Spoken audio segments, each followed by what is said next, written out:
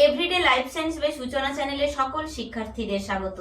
আজকে আবারও এসে গেছি দশম শ্রেণীর প্রথম অধ্যায় জীবজগতের নিয়ন্ত্রণ এবং সমন্বয় নিয়ে। তো আজকে আমি তোমাদেরকে প্রাণীদের সাড়া প্রদান এবং রাসায়নিক সমন্বয় তথা প্রাণী হরমোনের মধ্যে পড়াবো অ্যাড্রিনাল গ্রন্থি এবং জনন গ্রন্থি। তো ভিডিওটা স্কিপ না করে দেখতে থাকো এবং চ্যানেলটি সাবস্ক্রাইব করে পাশে থাকা বেল আইকনটি প্রেস করে দাও যাতে পরবর্তী নোটিফিকেশন তোমাদের কাছে পৌঁছে যায়। চলো তাহলে এবার শুরু করা যাক। প্রথমে আসছি অ্যাড্রিনাল গ্রন্থি। তো এই অ্যাড্রিনাল গ্রন্থিটা কোথায় অবস্থিত? আমরা এই অ্যাড্রিনাল গ্রন্থি, থাইরয়েড গ্রন্থি, এই ধরনের বিভিন্ন গ্রন্থির সম্পর্কে আমাদের মোটে ধারণাই রয়েছে, কিন্তু এই অ্যাড্রিনাল গ্রন্থি কোথায় অবস্থিত তো চলো জেনে নিই। এই অ্যাড্রিনাল গ্রন্থি কোথায় অবস্থিত? প্রতিটি বৃক্ক, আমাদের যে বৃক্ক রয়েছে এই বৃক্কের ঊর্ধ্ব প্রান্তে অবস্থিত, যেটি দুটি স্তর নিয়ে গঠিত। ক্লিয়ার? অ্যাড্রিনাল গ্রন্থি তাহলে কোথায় অবস্থিত? প্রত্যেকটি বৃক্কের ওপরে অবস্থিত এবং এটি দুটি স্তর নিয়ে গঠিত। তো বাইরের স্তরকে কি বলা হয়? অ্যাড্রিনাল গ্রন্থির বাইরের যে স্তর রয়েছে তাকে বলা হয় কর্টেক্স এবং ভেতরে যে স্তর রয়েছে তাকে বলা হয় মেডালা। এই কারণে এই অ্যাড্রিনাল গ্রন্থিকে বলা হয় সুপ্রারেনাল গ্রন্থি। কি বলা হয়? সুপ্রারেনাল গ্রন্থি। তো এই অ্যাড্রিনাল গ্রন্থির থেকে কি হরমোন নিঃসৃত হয় চলো জেনে নিই। অ্যাড্রিনাল গ্রন্থি থেকে দুই ধরনের হরমোন নিঃসৃত হয়। যে দুই ধরনের হরমোন এই অ্যাড্রিনাল গ্রন্থি থেকে নিঃসৃত হয় সেগুলো হলো, এক নম্বর হচ্ছে অ্যাড্রিনালিন এবং দুই নম্বর হচ্ছে নর অ্যাড্রিনালিন। ক্লিয়ার? এক নম্বর কি হলো? অ্যাড্রিনালিন, দুই নম্বর হলো নর অ্যাড্রিনালিন। তো অ্যাড্রিনাল গ্রন্থিকে কি বলা হয়? জরুরিকালীন বা সংকটকালীন হরমোন, তাই না? তোমরা এটাও জানো যে অ্যাড্রিনালিন গ্রন্থিকে বলা হয় জরুরিকালীন বা সংকটকালীন হরমোন। তো এই জরুরিকালীন বা সংকটকালীন হরমোন কেন বলা হয় চলো জেনে নিই। দেখো, স্বাভাবিক অবস্থায় অ্যাড্রিনালিনের ভূমিকা খুব নগণ্য। কেন? অ্যাড্রিনাল গ্রন্থি কোনো উত্তেজনার ফলে ক্ষরিত হয়, যেমন ধরো রাগ, ভয়, আনন্দ, দুশ্চিন্তা ইত্যাদি উত্তেজনার সময়ে এই হরমোনের ক্ষরণটা বৃদ্ধি পায়। এই হরমোনের ক্রিয়াশীলতা দীর্ঘস্থায়ী নয়। কেমন? এই হরমোনের ক্রিয়াশীলতা দ্রুত হয় এবং কখন হয়? জরুরিকালীন অবস্থায় হয়। আবার জরুরি অবস্থা যখন পেরিয়ে যায় তখন এই হরমোনের যে ক্রিয়াশীলতা সেটি হ্রাস পায়। ক্লিয়ার? এই কারণে অ্যাড্রিনালিনকে কি বলা হয়? জরুরিকালীন বা সংকটকালীন বা আপদকালীন বা এমার্জেন্সি হরমোন। তাহলে অ্যাড্রিনালিন হরমোনের কাজগুলো হবে, নাম্বার 1, রক্ত সংবহন তন্ত্রের উপর প্রভাব। অ্যাড্রিনালিন যে হরমোন এটি রক্ত সংবহন তন্ত্রের উপর কেমন ধরনের প্রভাব ফেলে?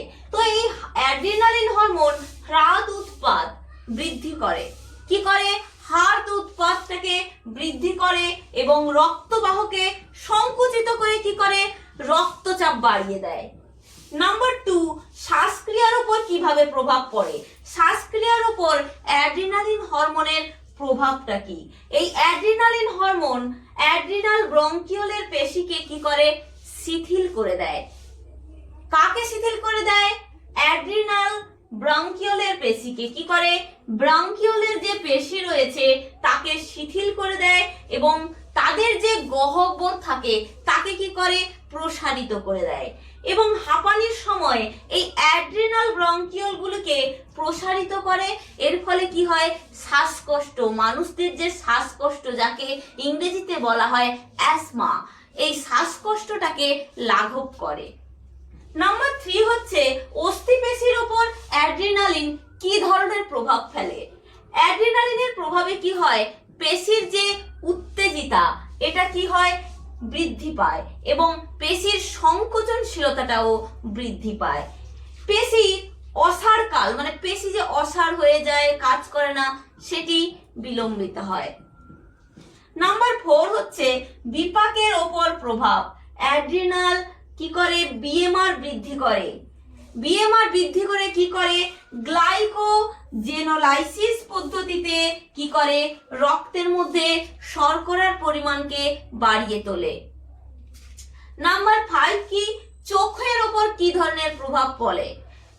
নাম্বার 5 হলো চোখের ওপর অ্যাড্রিনালিন কি ধরনের প্রভাব ফেলে? এই অ্যাড্রিনালিন কি করে? তারারন্ধ্রকে প্রসারিত করে দেয়। তারারন্ধ্রকে প্রসারিত করে এবং এর ফলে কি হয়? অশ্রু গ্রন্থির যে ক্ষরণ সেটি বৃদ্ধি পায়। নাম্বার 6 হচ্ছে ত্বকের উপর প্রভাব। অ্যাড্রিনালিন ত্বকের অ্যারেক্টারেস পেশির সংকোচন ঘটায়। ত্বকের উপর কি রয়েছে? অ্যারেক্টারেস পেশি। সেই ত্বকে যে পেশি রয়েছে, ত্বকের পেশির নাম হলো অ্যারেক্টারেস পেশি। কি বললাম? ত্বকে অবস্থিত পেশি হচ্ছে অ্যারেক্টারেস পেশি। এই অ্যারেক্টারেস পেশির সংকোচন ঘটিয়ে ত্বকের সংকোচন ঘটায় এবং ত্বকের লোম, আমাদের যে লোম খাড়া হয়ে যায়, এই লোম খাড়া হওয়াতে সাহায্য করে। এই কারণে কুকুর, বিড়াল ইত্যাদির লোম খাড়া হয়। এছাড়াও আমাদের মাঝে মাঝে যখন লোম খাড়া হয়, এই ত্বকের যে অ্যারেক্টারেস পেশি রয়েছে, এই অ্যারেক্টারেস পেশিকে সংকোচন ঘটায়। সেই সময় সংকোচন ঘটায়, ফলে ত্বকের লোম আমাদেরও খাড়া হয়ে যায়। এরপর 2 নম্বরে আসছি, নর অ্যাড্রিনালিন। এই নর অ্যাড্রিনালিন হরমোনের কাজগুলো কি কি? এই নর অ্যাড্রিনালিন হরমোনের কাজগুলো হলো নাম্বার 1 দেহের বিপাকীয় ক্রিয়ার হারকে বৃদ্ধি করা। কি করা? দেহের যে বিপাকীয় ক্রিয়ার হার তাকে বৃদ্ধি করা। নাম্বার 2 হচ্ছে সিস্টোলিক এবং ডায়াস্টোলিক রক্তচাপকে বৃদ্ধি করে। কি করে? সিস্টোলিক এবং ডায়াস্টোলিক যে রক্তচাপ তাকে বৃদ্ধি করে। নাম্বার 3 হচ্ছে হৃৎপেশিকে উত্তেজিত করে। কি করে? আমাদের যে হৃৎপেশি রয়েছে তাকে উত্তেজিত করে এবং প্লীহার মসৃণ পেশির সংকোচন ঘটায়। ক্লিয়ার? নাম্বার 4 হচ্ছে যকৃৎ এবং কঙ্কাল পেশিতে গ্লাইকোজেনোলাইসিসের হার বৃদ্ধি করে। কোথায়? যকৃৎ এবং কঙ্কাল পেশিতে গ্লাইকোজেনোলাইসিসের হারটাকে বৃদ্ধি করে। এরপর যে পয়েন্টটি তোমাদের সামনে ডিসকাস করব তোমাদের সিলেবাস অনুযায়ী, সেটি হচ্ছে জনন গ্রন্থি। এই জনন গ্রন্থিকে বলা হয় রিপ্রোডাক্টিভ গ্ল্যান্ডস। তো আমাদের জনন গ্রন্থি 2 ধরনের, একটি হচ্ছে শুক্রাশয় আর একটি হচ্ছে ডিম্বাশয়। শুক্রাশয়কে বলা হয় কি? টেস্টিস, এবং ডিম্বাশয়কে বলা হয় ওভারি। তাহলে জেনে নি এই শুক্রাশয় বা টেস্টিস কোথায় অবস্থিত। এই শুক্রাশয় বা টেস্টিস দেহগহ্বরের বাইরে। কোথায়? দেহগহ্বরের বাইরে স্ক্রোটাম নামক থলির মধ্যে অবস্থিত। কোথায় অবস্থিত? স্ক্রোটাম নামক থলির মধ্যে এই শুক্রাশয় বা টেস্টিস অবস্থিত। জন্মের পূর্বে, কি বললাম? জন্মের পূর্বে এই শুক্রাশয় 2টি উদর গহ্বরে অবস্থান করে।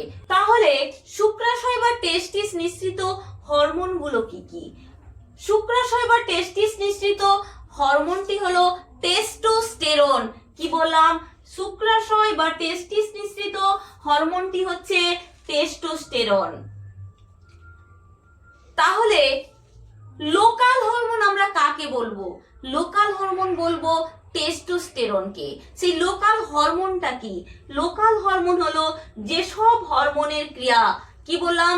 যে সমস্ত হরমোনের ক্রিয়া উৎস গ্রন্থির মধ্যেই সীমাবদ্ধ থাকে। কি বললাম?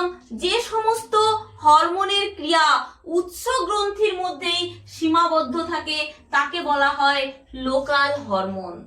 তো টেস্টোস্টেরনের তাহলে প্রধান কাজগুলো কি কি? চলো জেনে নি টেস্টোস্টেরনের প্রধান কাজগুলো। নাম্বার 1 পুরুষের যৌনাঙ্গের পরিবর্তন ঘটাতে সাহায্য করে এই টেস্টোস্টেরন হরমোন। এই টেস্টোস্টেরনের প্রভাবে কি হয়? পুরুষের প্রধান যৌনাঙ্গের এবং আনুষঙ্গিক যৌনাঙ্গের বৃদ্ধি ঘটে। শুক্রাশয়ে শুক্রাণু উৎপাদিত হয়। নাম্বার 2 হচ্ছে গৌণ যৌন লক্ষণের প্রকাশ।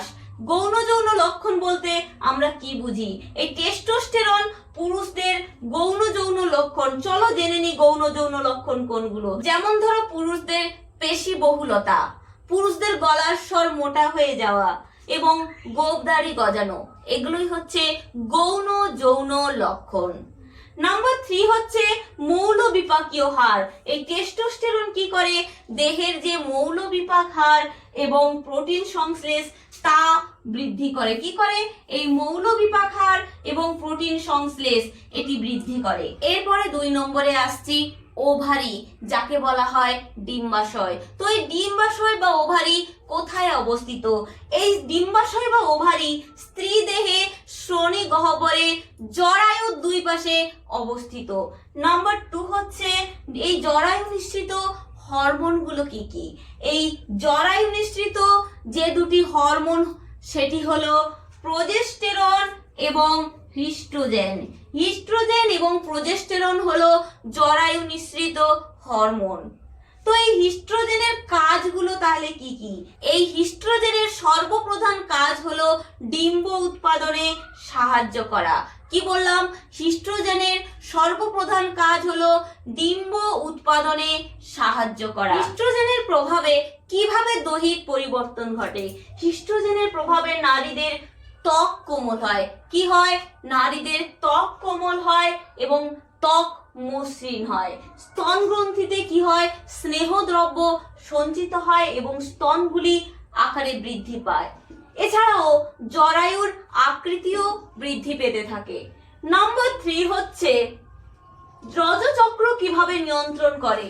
এই হিস্ট্রোজেনের প্রভাবে স্ত্রী দেহে যে রজচক্রের যে আবর্তন তা নিয়মিত হয়। নাম্বার 4 হচ্ছে হিস্ট্রোজেনের প্রভাবে স্তন গ্রন্থির বিকাশ ঘটে। কি ঘটে? স্তন গ্রন্থির বিকাশ ঘটে। নাম্বার 5 হিস্ট্রোজেন নারীদের প্রোটিন সংশ্লেষ বৃদ্ধি করে। কি করে? নারীদের যে প্রোটিন সংশ্লেষ তা বৃদ্ধি করে। এবার আসছি প্রোজেস্টেরন। এই প্রোজেস্টেরন হরমোনের কাজগুলো কি কি? প্রোজেস্টেরন হরমোনের কাজগুলো হলো নাম্বার 1 স্ত্রী দেহে অমরা বা প্লাসেন্টা গঠনে। কি বললাম? স্ত্রী দেহে অমরা বা প্লাসেন্টা গঠনে এবং গর্ভাবস্থায় ভ্রূণের বৃদ্ধি এবং পুষ্টিতে সাহায্য করে এই প্রোজেস্টেরন হরমোন। নাম্বার 2 হচ্ছে এই হরমোনের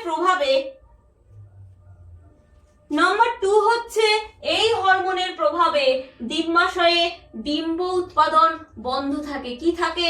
ডিম্বাশয়ের মধ্যে ডিম্ব উৎপাদনটা বন্ধ থাকে এবং গর্ভাবস্থায় রজচক্র বন্ধ থাকে।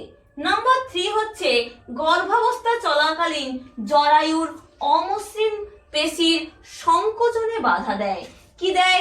জরায়ুর যে অমসৃণ পেশি রয়েছে এই অমসৃণ পেশির সংকোচনে বাধা দেয়। তাহলে ভিডিওটি আজকে এখানেই শেষ করলাম।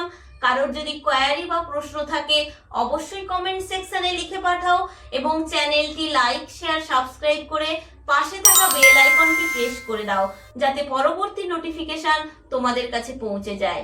ধন্যবাদ।